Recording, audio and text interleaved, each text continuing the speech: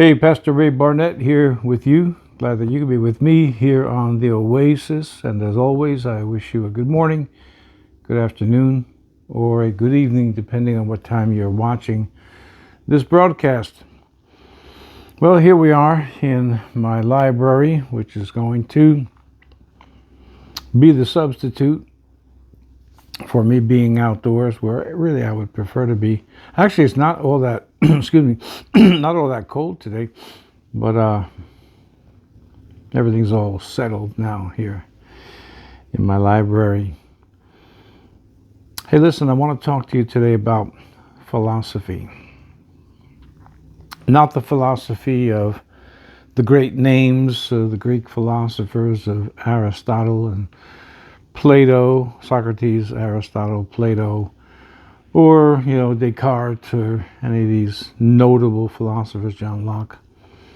I want to talk to you about your philosophy and break it down into three basic categories. You're either a realist, or number two, you are a romanticist, or number three, you are an intellectualist. So let me just explain what I mean by that and how it plays upon your symptoms.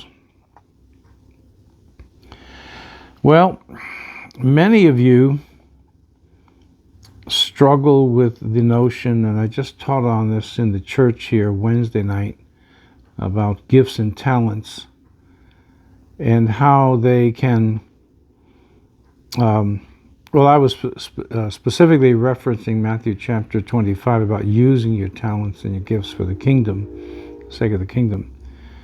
But a romanticist always has a way of living by feeling, or I should say by emotion.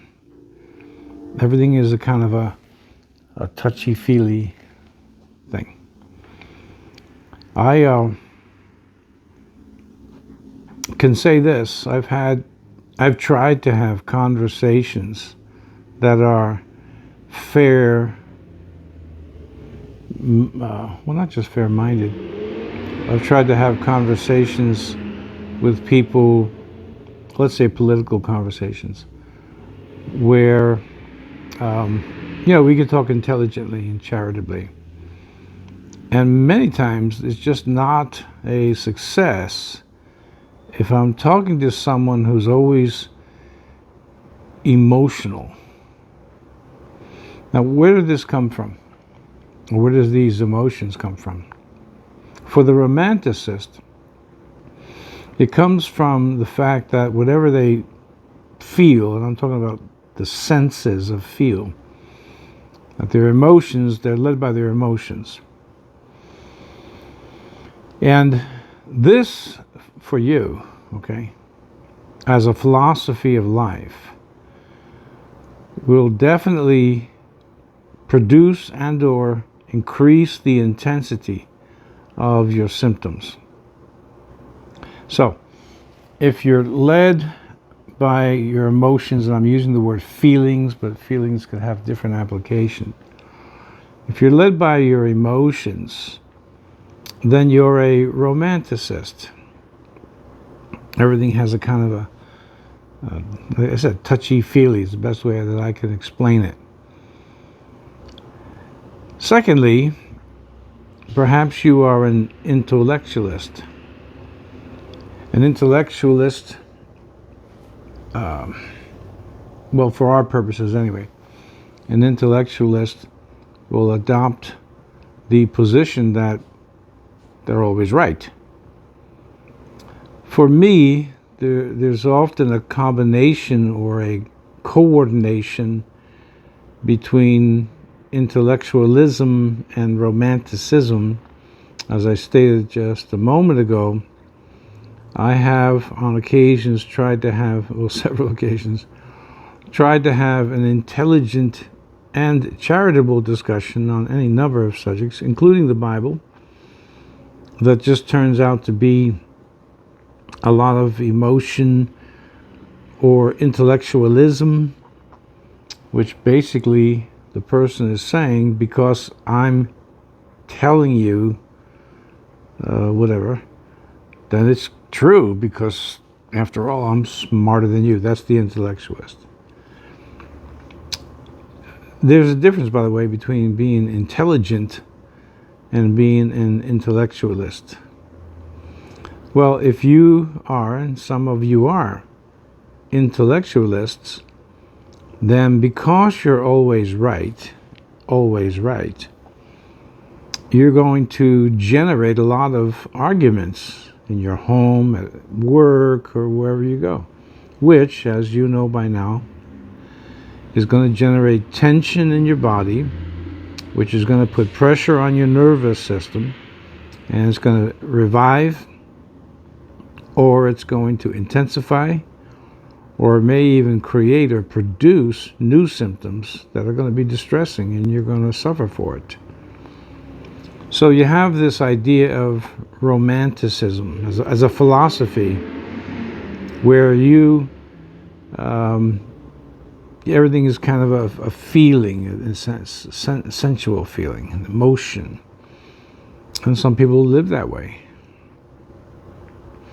Then there's intellectualism, where pretty much what it boils down to is that I'm smarter than you. Therefore, when I speak, I'm right. And you get yourself into arguments with people because there's a position in, I say, your mind, a position that has been, a position is secured in your mind that I'm right. And therefore you're wrong, and then you have an argument which is going to produce tension. If you want to be free from your symptoms, you have to adopt the philosophy of a realist. Okay, what does that mean for you?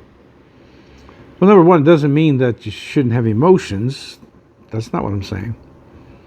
It doesn't mean that you're not intelligent and can express yourself in a reasonable manner. It simply means that you are realistic enough to know that if you're going to debate with somebody or haggle over every little thing, you're going to have symptoms. So a realist understands this. They understand that to be constantly living by emotions revives symptoms, causes symptoms, produces symptoms. The intellectualist does the same thing, produces symptoms or increases the intensity of the symptom, because in their mind they're always right. I think, on intellectualism, it's fair to say that, it's necessary to listen to someone speak before you can give a rational explanation of why you disagree with what they've said. But either way, becoming a romanticist or an intellectualist or a romanto-intellectualist, that means you're really, really excited because you're so right and the emotions are going, then you're not a realist when it comes to your symptoms. Now, this is the important part of today's message. You must become a realist. That the more tension you produce in your body, if you have a tendency to swing towards intellectualism, and again, I'm distinguishing between intellectualism and being intelligent. If you have a tendency to allow your emotions to rule you, then you're a romanticist. But I'm not saying that emotions are bad. The emotions are given to us by God. I am saying that you have to be a realist in philosophy of life to know that you must do whatever you must do to be symptom free. I shouldn't say we, but many people are not aware it's their thinking, it's their philosophy that they suffer from, that are producing these symptoms in the body. They're either always right, or they're being led by their emotions all the time, whatever that may be. And or they're romanto-intellectualists, so they got the worst combination, and it's producing symptoms. And for some, they would rather keep to their philosophy of life than be free of symptoms. And if that's the case, then there's not much that can be done, because you're going to have to keep having symptoms. But if you adopt and adapt yourself to a life of being a realist, then you're going to understand that you're going to avoid anything and everything that will cause you to be tense and then revive or make worse your symptoms. So one of the pieces of advice that I give to people, just in general, not necessarily to those with nervous symptoms, one of the pieces of advice that I give is the sooner you can accept life the way it is, rather than the way you thought it should be or wish it would be, or again, as an intellectualist, you say, this is the way it should be. The sooner you can accept life the way it is, the quicker you can get to a position of having peace. So be careful of your philosophy. All right? Again, I'm not talking about the philosophers, I'm talking about your philosophy. You're either a romanticist, an intellectualist, or you're a realist. And when it comes to your health, you better be a realist.